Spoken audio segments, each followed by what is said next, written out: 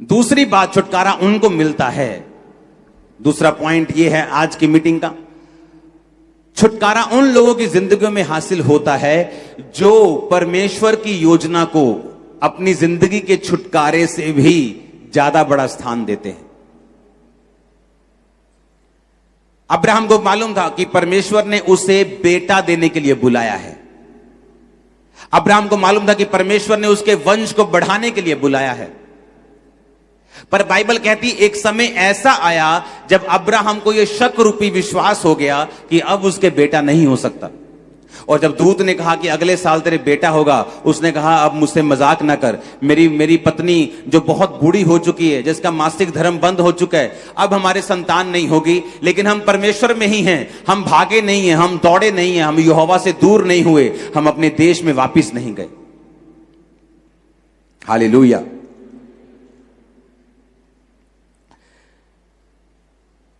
उसने कहा उन्होंने पराये देश में परदेसी के समान उन दिनों को बिताया जब लोगों की जिंदगी में गवाही नहीं बनती। उनके अपने लोग उन्हें खींचते हैं, पुरानी जिंदगी उन्हें खींचती है, पुराने लोग, पुराने रीति रिवाज, पुराने रिश्तेदार उन्हें खींचते हैं, शैतान उन्हें खींचने की कोशिश करते हैं। लेकिन जब अब्राहम को मालूम हो गया कि मैं जिस परमेश्वर के पीछे चला हूं ये जीवित परमेश्वर है, एकमात्र परमेश्वर है, बाइबल कहती परदेसी के समान उसने जीवन बिताया। और उसको एक दिन यकीन हो गया कि अब मेरे बच्चा भी नहीं होगा, तो भी उसने परमेश्वर की आराधना करनी नहीं छोड़ी। किन लोगों की जिंदगी में छुटकारा एंटर करता है, किन लोगों की जिंदगी में छुटकारा जाता है? वो लोग जो परमेश्वर को, उसकी योजना को अपने छुटकारे से भी ज्यादा प्यार करते हैं, अपनी हीलिंग से ज्यादा प्यार करते हैं, अपनी प्रार्थना के उत्तर से कम परमेश्वर से ज्यादा प्यार करते हैं। उन लोगों की जिंदगी में छुटकारा एंटर करते हैं। बाइबल कहती जब परमेश्वर ने, जब हम उत्पत्ति 22 उसकी 1 से 13 आयत में पढ़ते हैं, तो परमेश्वर ने एक बार अब्राहम को कहा कि जा और फलाने फलाने पहाड़ पर जाके, फिर अब्राहम इन बातों के पश्चात ऐसा हुआ कि परमेश्वर ने अब्राहम से कहा कि हे अब्राहम, उसने कहा देख मैं यहां हूं। उसने कहा अपने पुत्र को, अर्थात एकलौते पुत्र इसहाक को जिससे तू प्रेम रखता है, संग लेकर मोरिया देश में चला जा और वहां एक पहाड़ के ऊपर जो मैं तुझे दिखाऊंगा वहां उसकी बलि देना। हालेलुया। अब जब परमेश्वर ने उसको बलि देने के लिए कहा तो बाइबल कहती उसने अपनी पत्नी से भी सलाह नहीं की। उसको मालूम था मैं सलाह मशवरे में पड़ जाऊंगा तो मैं आत्मा से हट जाऊंगा। उसने अपने बेटे को तैयार किया, उसने अपने गधों को तैयार किया, अपने सेवकों को तैयार किया, अपने बेटे को बिठाया, सब कुछ लिया, साथ में छुरी ली और निकल गया। रास्ते में उसका बेटा पूछता रहा कि पिता सारा कुछ हमारे पास है, लकड़ी है, सब कुछ है, लेकिन बलि कहां है, होम बलि की भेड़ कहां है? तो उसने कहा बेटा परमेश्वर इंतजाम करेगा उस भेड़ का। उस बेटे को इतना भी मालूम नहीं था कि मैं ही वो भेड़ हूं जो आज कुर्बान होने जा रही। सुनो मेरी बात, जब वहां पे पहुंचा पहाड़ के पास, तो जब उस पे छुरी बढ़ाकर इसहाक के गले को काटने लगा तो आवाज आई कि अब्राहम अब्राहम, अपने बेटे को मत मार, अपने लड़के पे हाथ मत बढ़ा, क्योंकि तूने जो अपने निज पुत्र को भी नहीं रख छोड़ा, इस कारण मैं जान गया हूं कि तू परमेश्वर का भय मानता है। जब परमेश्वर आपको छुटकारा देता है तो वो आपका कर्जदार नहीं है। परमेश्वर ने कोई आपका कर्जा नहीं देना। अगर उसने आपको अपने पास बुलाया तो वो आपका कर्जदार नहीं है। वो आपका कर्जदार नहीं कि उसने आपको छुटकारा देना ही देना है। नहीं तो लोग क्या कहेंगे, उसे कोई परवाह नहीं है लोग क्या कहेंगे। जब परमेश्वर आपको पुत्र बना लेता है तो वो देखता है कि जो पुत्र की वारिस की, जो मेरे वारिस की चीजें हैं, जो आपकी मिरास है, जो आपकी ब्लेसिंग्स हैं, उनको देने से पहले मैं ये जांच लूं कि ये मेरा बेटा है या नाजायज संतान है, बाइबल कहती है। अब अब्राहम को यह चीज मालूम थी कि परमेश्वर होम बलि इंसानों की नहीं लेता, लेकिन परमेश्वर ने जानबूझ के उसकी परीक्षा की, जा और अपने बेटे को चढ़ा दे। वो बेटा इमेजिन करो जो 25 साल की परीक्षा के बाद अब्राहम को मिला था। और उस बेटे को बाइबल कहती ये सोच के अब्राहम चढ़ाने के लिए गया कि जब अंत के दिनों में हम सब जी उठेंगे तो मेरा बेटा भी जी उठेगा। इमेजिन करो किस लेवल का प्यार वो परमेश्वर से करता था, किस लेवल की आज्ञाकारिता में वो था कि जो वायदा परमेश्वर ने उसके साथ किया था, जब उसकी जिंदगी में दो बड़े इंसिडेंट ऐसे हुए, एक बच्चा होने से पहले, एक बच्चा होने के बाद, जब उसे लगता था कि ये चीजें खत्म हो जाएंगी और ये वायदा पूरा नहीं होगा, तब भी उसने परमेश्वर के साथ चलना छोड़ा नहीं। और बाइबल कहती है जब वो छुरी चलाकर उसे मारने लगा तो परमेश्वर ने कहा, आज मैं जान गया हूं कि तू मुझसे प्यार करता है, आज मैं जान गया हूं।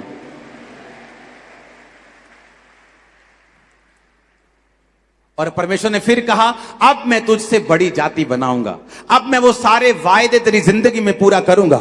मेरा परमेश्वर आपको अब्राहम के समान बढ़ाए, वो आपकी जाति को इसहाक के समान बढ़ाए, वो आपके लोगों को अपने समान बढ़ाए। आमीन। ऊंचा ये बरकत आपकी है। Hallelujah, hallelujah. बाइबल कहती जब अब्राहम ने इधर उधर देखा तो वहां भेड़ फंसी हुई थी। जब उसने देखा, आंखें उठाई तो क्या देखा कि एक मेढ़ा, 11-13 आयत में लिखा, एक सींगों के समेत अपनी झाड़ी में फंसा था। आप जानते हैं अब्राहम जब घर से निकला, मैं आपको वचन इसलिए सिखा रहा हूं कि आपको मालूम हो कि अगर किसी ने छुटकारा पाया है तो इत्तेफाकन नहीं पाया, उसकी जिंदगी में कोई इत्तेफाक नहीं हुआ, या परमेश्वर ने पार्शलिटी नहीं की, इसको दूंगा, इसको नहीं दूंगा, इसको दूंगा, ऐसा नहीं किया। अगर उसने छुटकारा पाया तो उसके पीछे कारण क्या था कि उसने एक बड़े छुटकारे को अपनी जिंदगी में हासिल किया।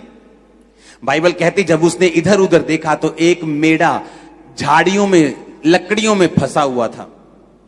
आप जानते जब अब्राहम घर से निकला तो वो लकड़ियां लेकर निकला था। वो ये भी सोच सकता था कि लकड़ियां मैं पहाड़ पे जाके ले लूंगा, पहाड़ में भी तो लकड़ियां है ना, उन्हीं लकड़ियों में तो वो मेढ़ा फंसा हुआ था, हां या ना। लेकिन अब्राहम इस कॉन्शियसनेस में था कि जो लकड़ी मैं परमेश्वर के लिए यूज करूंगा वो मेरे अपने घर की होनी चाहिए। मैं जो ऑफरिंग परमेश्वर को दे रहा हूं मैं उसे फ्री में कहीं से हासिल नहीं करूंगा। जिस जगह पर दाऊद को परमेश्वर ने दर्शन दिया, उस जगह को दाऊद ने खरीदना चाहा तो खरीदार ने कहा तू ऐसे ही मुझसे ले ले। उसने कहा मैं इस जगह का पूरा प्राइस तुझे दूंगा, मैं यहोवा की कोई भी चीज को फ्री में नहीं करूंगा। ये एक निशानी थी अब्राहम के बोने वाले जीवन की, कि वो कॉन्शियस रखता था कि परमेश्वर के लिए मैंने कुछ भी ऐसा नहीं करना जो फ्री में हो। उसे मालूम था, घर से लकड़ियां लेके वो चला और बाइबल कहती परमेश्वर ने भेड़ का इंतजाम किया। अगर कोई ऐसा होता जो लकड़ियां भी वहीं से लेता तो शायद वहां लकड़ियां खत्म हो चुकी होती तो भेड़ा किसी लकड़ी में फंसता ना। जब आपके दिमाग में, आपकी स्पिरिट में यह बात आ चुकी है कि मुझे बोना है, आपकी स्पिरिट में यह बात आ चुकी है मुझे अलग टाइम में रहना है, आपकी स्पिरिट में यह बात आ चुकी मैं मसीह में हूं, पुरानी बातें बीत गई। जब मैंने बपतिस्मा लिया तो शुभ अशुभ मुहूर्त सब खत्म हो गए, सब आंखों का फड़कना बंद हो गया, सब 12:15 पौने 12 खत्म हो गए, सब तरह के जादू टोने टोटके सब खत्म हो गए। अब मैं मसीह में आजाद हूं, परमेश्वर मेरे साथ है, उसका आत्मा मेरे साथ है, जब मेरी मर्जी में जाऊं खुदाबंद मेरे साथ रहेगा। That's it. उस दिन आप छुटकारे में एंटर कर जाएंगे, उस दिन आपका छुटकारा हो जाएगा, उस दिन आप समझ जाएंगे कि परमेश्वर ने आपको फ्री होने के लिए बुलाया है। हालेलुया, जोर से बोलो हालेलुया, आमीन। अब्राहम के अंदर यह आदत थी कि अब्राहम ने अपने छुटकारे को खुदावन से कम प्यार किया है। आज अगर मैंने छुटकारा हासिल किया हुआ है, यहां बैठा हूं, तो मेरी ये टेस्टिमनी है कि मैंने अपने छुटकारे से पहले परमेश्वर से प्यार किया है। एक समय था जब मैं अपने छुटकारे के लिए परमेश्वर को बड़ी ताने मीने देता था कि परमेश्वर तू लोगों का छुटकारा कर देता है, मेरा नहीं करता, तू लोगों को हील कर देता है, मुझे नहीं करता, मैं भी सेवा करता हूं लेकिन तू मुझे टच नहीं करता, मैं भी सेवा करता हूं लेकिन तू मुझे हील नहीं करता, मैं प्रार्थना करता हूं लोग चंगे हो जाते हैं, मैं मीटिंग करवाता हूं दूसरे लोग टेस्टिमनीज दे जाते हैं, मेरे सामने लोग आके अधरंग से ठीक हो जाते हैं, फिर चर्च आना शुरू कर देते हैं, लेकिन मेरा छुटकारा तो नहीं करता।